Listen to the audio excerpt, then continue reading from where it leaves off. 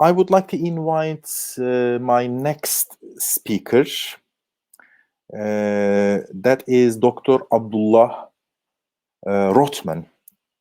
His paper is entitled Finding Center in the Heart of the Pandemic, Practical Tools from the Islamic Tradition for Building Resilience in Time of Disruption and Trauma. So the floor is yours, Dr. Abdullah. You have 20 minutes. Bismillah ar-Rahman ar-Rahim. Assalamu alaikum wa rahmatullah. I want to thank Dr. Matson and the conference organizers for inviting me to this event. And thank you to all the presenters and moderators. It's an honor to be here with you today. I'm just going to share my screen. And so my title of my talk today is Finding Center in the Heart of the Pandemic. And I very much mean that in the double meaning. So finding center in the heart of the pandemic by finding center in our heart, and talking about practical tools from the Islamic tradition for doing this. So I'm going to talk about the crisis that we all know that we have been a part of, what happened after that crisis in terms of this sort of aftershock and the mental health aspects of that, how lockdown affected that and our mental health, and then how some of us in the community responded to that and the method of doing that. So we all know that this crisis of the COVID-19 hitting has caused this sort of viral trauma in our community and across the world. And things have drastically changed since the advent of this pandemic. But now at this point, here we are 10 months in, and many of us have adapted, right? And we've found our comforts again. We've found ways to cope. While this can be resilience and can be really positive, it can also be a false sense of security. We tend to like comfort, and we try to create comfort quickly so that we can have more control. But if you think back 10 months ago to when this pandemic hit, it was such a shock. It was like something we've never experienced. And collectively, we were going through this trauma of our norms and routines being stripped from us, the things that make us comfortable, the things that orient us to our external identity was gone. Our trauma of facing our mortality, right? The trauma of these losses really began to strip away those comforts that we cling to, that we grasp onto to get a sense of reliability and normalcy and control. And so in the aftershock of that, we began to experience, mental health breakdown because we're stripped away from these coping mechanisms and those ways that we identify with who we think we are, right? We very much often have this external sense of self, which is built upon our roles in our work, our title of a job, the routines that we've put in place, the people that we know are in our life, the things that we do to make us feel comfortable and like we've got it all worked out. When those things were stripped away, we're left to face ourselves, right? Underneath the surface of those external constructs, we're facing who are we really? And we were forced to define our existence without those jobs, without the routines, and without those distractions.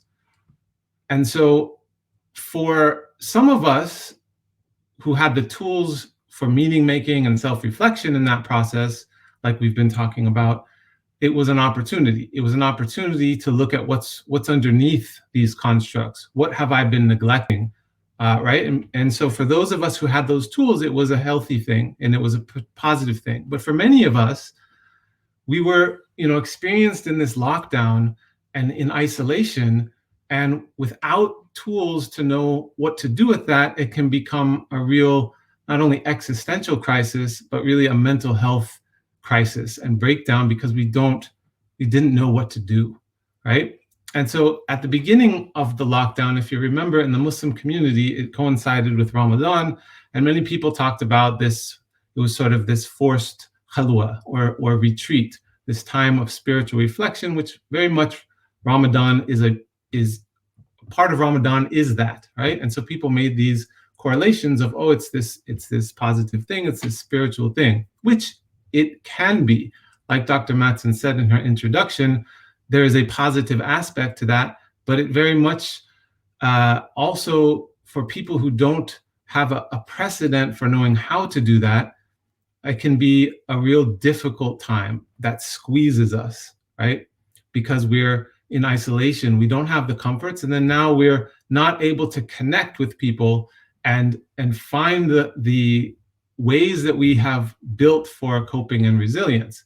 And so it was, for many of us, not a welcomed forced retreat, and that and many of us were not equipped to handle it.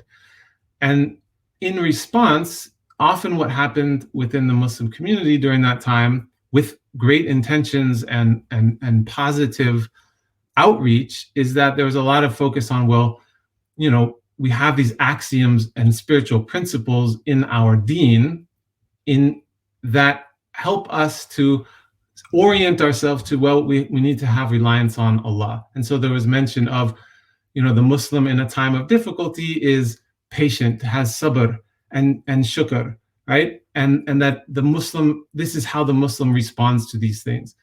But what that idealistic sort of axiom is a notion of something that we need to strive for, but that is a state of being, right? Not just because you have your card carrying Muslim that you suddenly know how to do that. It's something that we need to cultivate, and really it's a state. Being in a state of Islam and being in the state of a mu'min allows for that resiliency and sabr and shukr.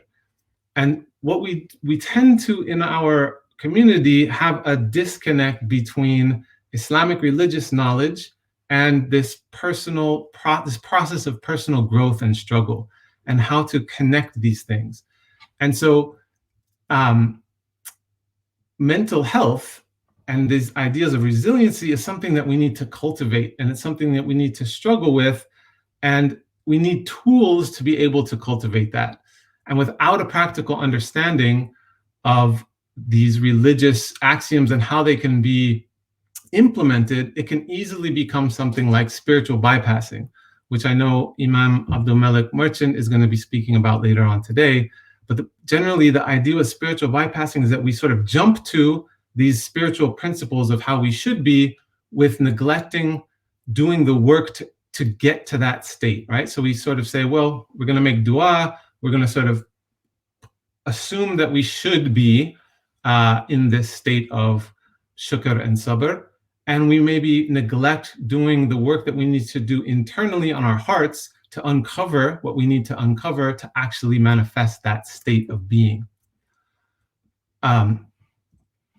And so we know from the Quran, Allah does not change the condition of a people until they change what is within themselves.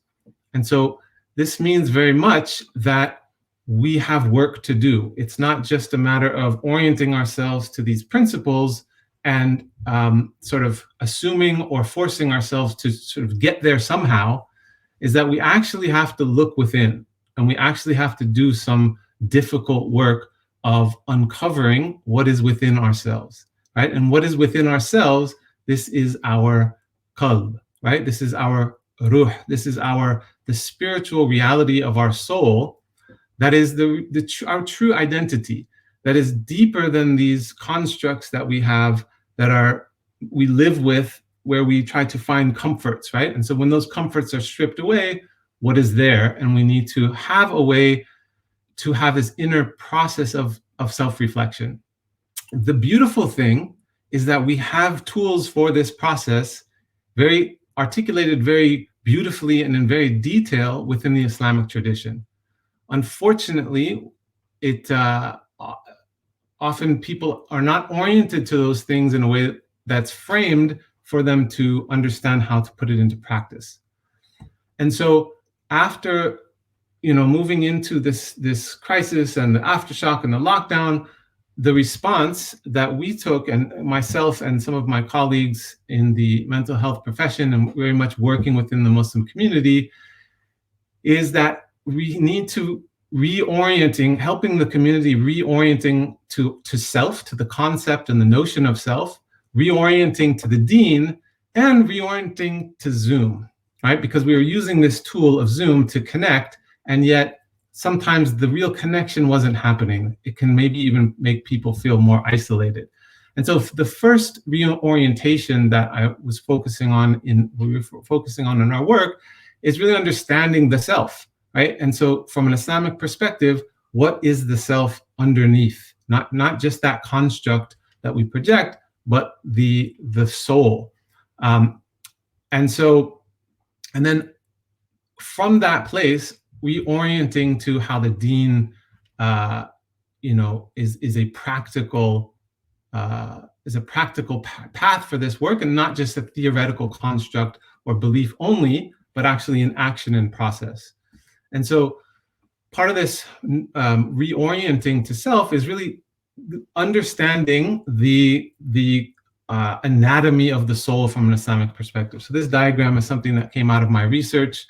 I won't go into it because it's quite detailed, but you can refer to my research in this article here. But essentially, it's what is the self from an Islamic perspective? It's not just our notion of who we are and who we project, but we understand these concepts. We've heard these concepts of qalb, aql, ruh, nafs, but what does that mean? How are they in relation to other things? Yes, we know we want to try to be in a state of nafs al-mutma'ina, but how do we do that? How do you get into a state of nafs al-mutma'ina? So it's really reorienting to these notions of self. And then further than that, reorienting to the deen as something that is not just transactional in that you do your ibadah and then you will be okay, but that it's transformational.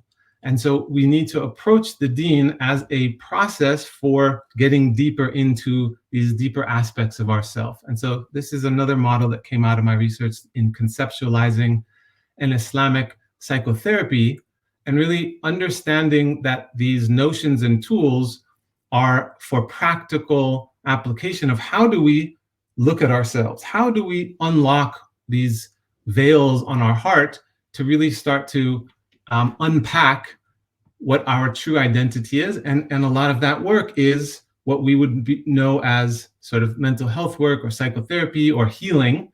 It's a deep process. And so understanding our deen as tools for transformation. And then reorienting to Zoom, I started at the beginning of this pandemic doing a lot of live streams on YouTube and Zoom, where we would start out sort of talking about, well, how do we manage? How do we cope during this coronavirus crisis and really take care of ourselves and our well-being? And then, you start to realize that these things are, so we did podcasts about this and talking about the spiritual resilience. And, we start to see that people are still engaging in Zoom in a way that is somewhat disconnected. We're trying to connect and come back into our, connection from this isolation, but there was still, cameras were off.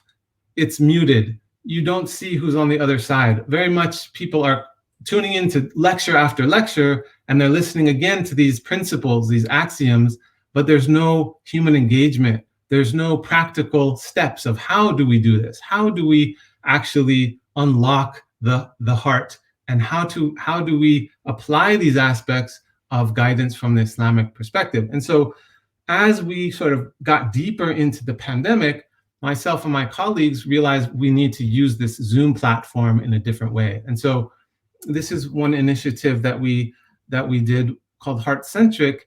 And what we did is we have 4 mental health practitioners coming together and essentially facilitating these groups on Zoom. But what we did is we said the rule is you have to put your camera on.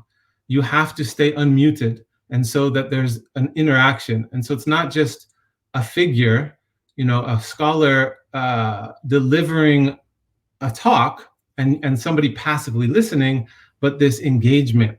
And through this engagement, we're talking about, what does it mean to be connected? How have we lost connection? What does it mean to be alone versus loneliness?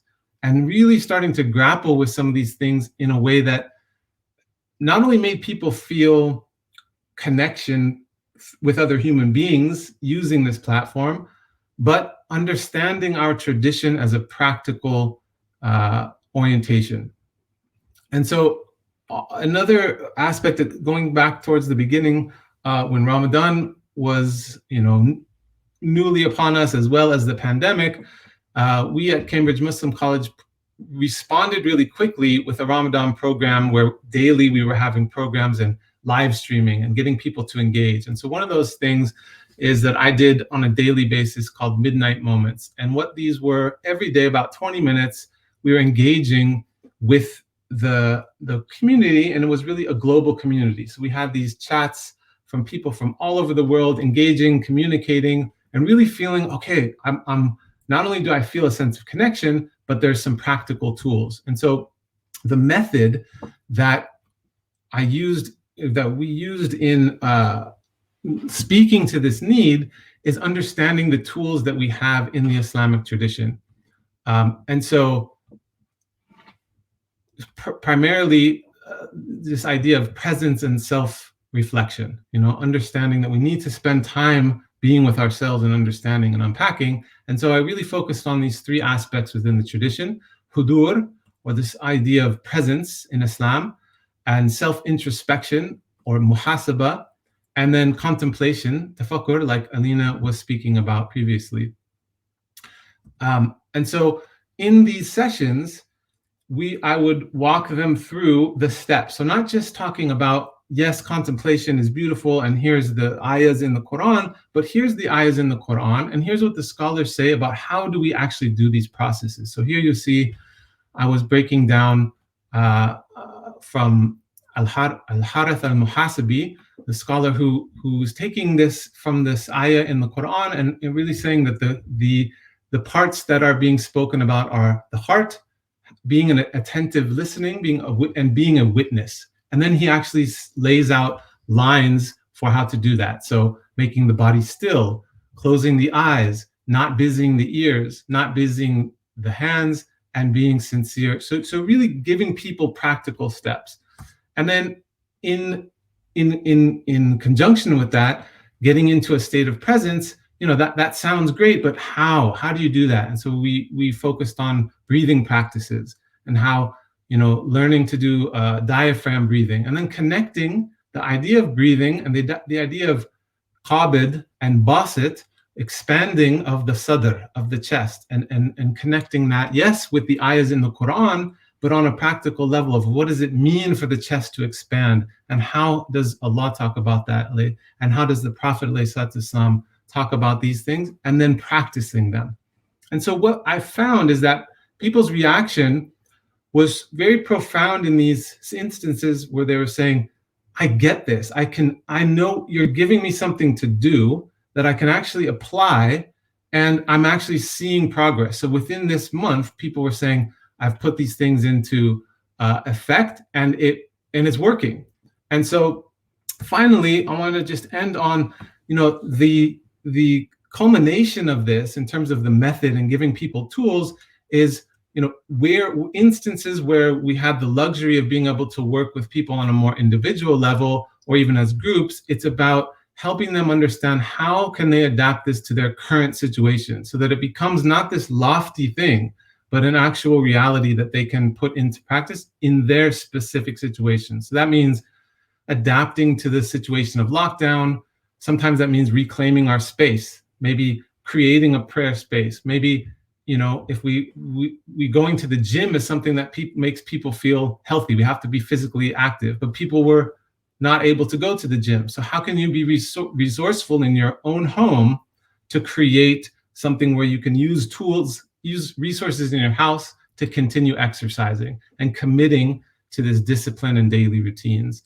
And so we would work with, also using Zoom, there's this breakout rooms feature. And so we would have people go and work in pairs or in triads and start to develop, okay, what can you do in your home with your situation to really commit to these daily routines and reclaiming and mastering this new norm, and realizing, resiliency is something that has to actively happen, and we have to cultivate this state. So alhamdulillah, thank you so much for getting through that with me. And these are just some of the references that I made reference to. Thanks for your attention. Assalamu alaikum. Right. I would like to thank Dr. Abdallah Rothman